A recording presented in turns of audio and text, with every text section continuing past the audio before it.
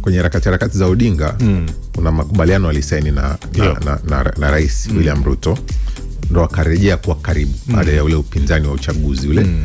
Wakarejea kufanya kazi pamoja, wakaanza kukaa pamoja mpaka watu wa Kenya wengine wakasema jamani, Odinga mwache apumzike, anaumwa kila mahali uko naye. Mwambia rais kwa kila mahali akawa anaongozana naye kama makamu wake hivi, yani anakaa naye sana. Kwa hiyo ukisikiza hotuba nyingi zinajaribu kumkumbusha Ruto asije akaishia pale kwenye makubaliano waliokubaliana, sije ikawa ndo ameenda ameondoka. Yes, na ni kweli ni kwamba katika uwai wake tulishuhudia kwamba Rais William Ruto akiweza kutengeneza, kama unaweza kusema kama serikali ya umoja wa kitaifa au kama serikali ya pamoja dhidi ya mpinzani wake ambao alishindana kwenye uchaguzi mwaka 2022, na maanisha chama cha ODM na chama cha Kenya Kwanza.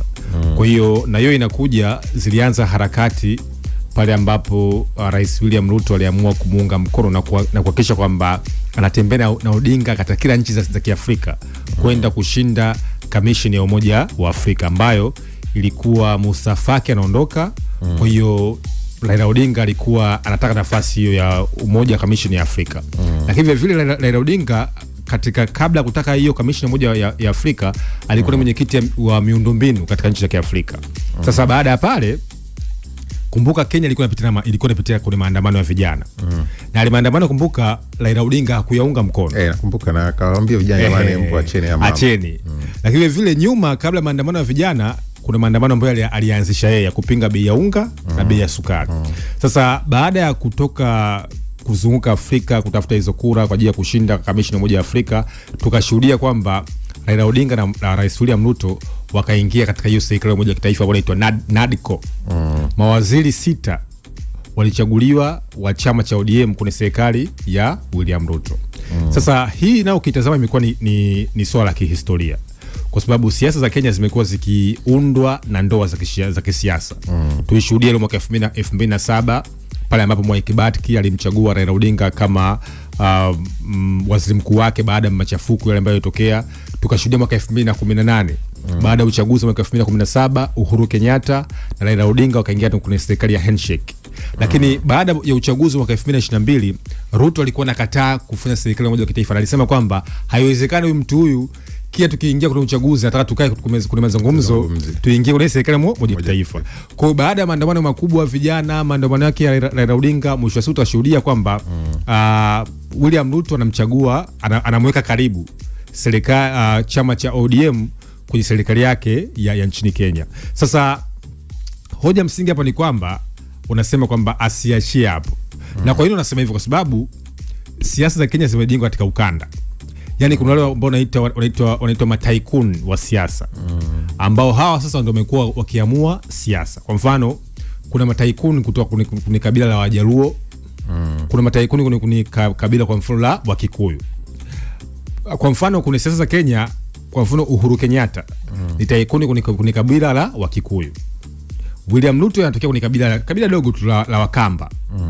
Rigathi Gachagua ni Mkikuyu. Dr. Kalonzo Musyoka ukitazama yeye ni Mjaruo. Sasa kumbuka vile vile kuna hata Professor Kithure Kindiki naye anatokea katika eneo la Mlimani.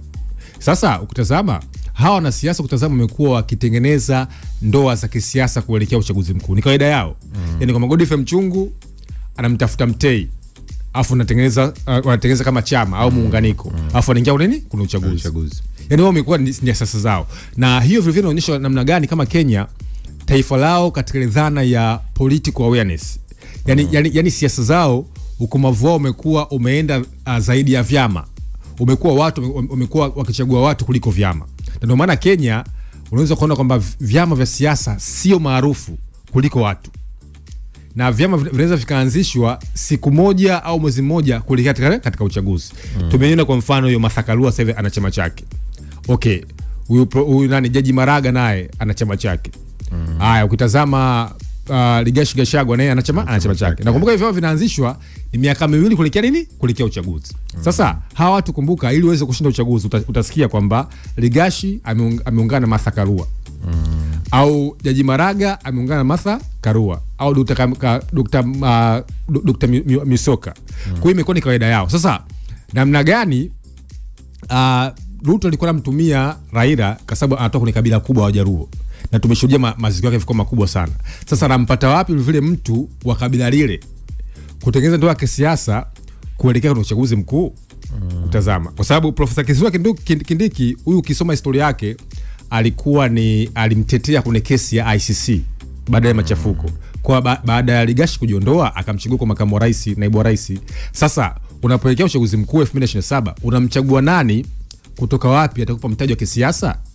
Ukimwangalia Uhuru Kenyatta ni kama hayupo na mheshimiwa rais, lakini ukitazama na watu ambao wana urafiki.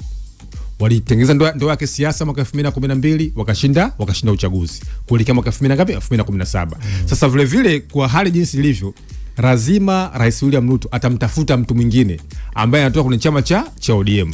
Na mtu ambaye anatajwa ni Dr. Musyoka. Na yeye amesema wazi kabisa kwamba Kalonzo Musyoka. Anasema wazi kabisa kwamba yeye hawatakubali kutumiwa sawa dhidi na chama cha Kenya Kwanza. Na hebu angalia, yani Dr. Kalonzo kipindi Raila yupo hai anamkosoa hadharani. Kuna kambi moja. Kwa hiyo siasa zao kutazama sio siasa ambazo zinaangalia vyama zaidi. Wanaangalia watu. Na ndio maana wao inawezekana chama kikafa leo, kikaanzishwa kingine na watu wakasonga mbele kwenye uchaguzi. Jana ndio Raila Odinga amepumzishwa na manake sasa chama cha ODM kinabaki dhidi ya viongozi wengine waliokuwepo. Na tunasubiria kuona nguvu yake itakuwaje wakiwa hawana Odinga kabisa. Na hiyo vile kuna historia mtei kwa sababu takriban miaka 30 ya siasa za upinzani za Raila Odinga. Kwa vile vile siasa za Kenya zitaingia kwenye uchaguzi mwaka 2027 bila jina Raila Odinga. Ulikuwa unaweza kuona dalili, kwa mfano ulikuwa unasema kwamba Raila kwa mfano ametusaliti kwenye maandamano ya vijana, hakuwa fronti. Lakini unaweza kusema kwamba umri wake ulikuwa ni mkubwa. Wengine wakasema kwamba alikuwa anaona kabisa kwamba miaka 80 hawezi na kushinda urais, ana mtu mzima bila akagombania kamishna wa Umoja wa Afrika.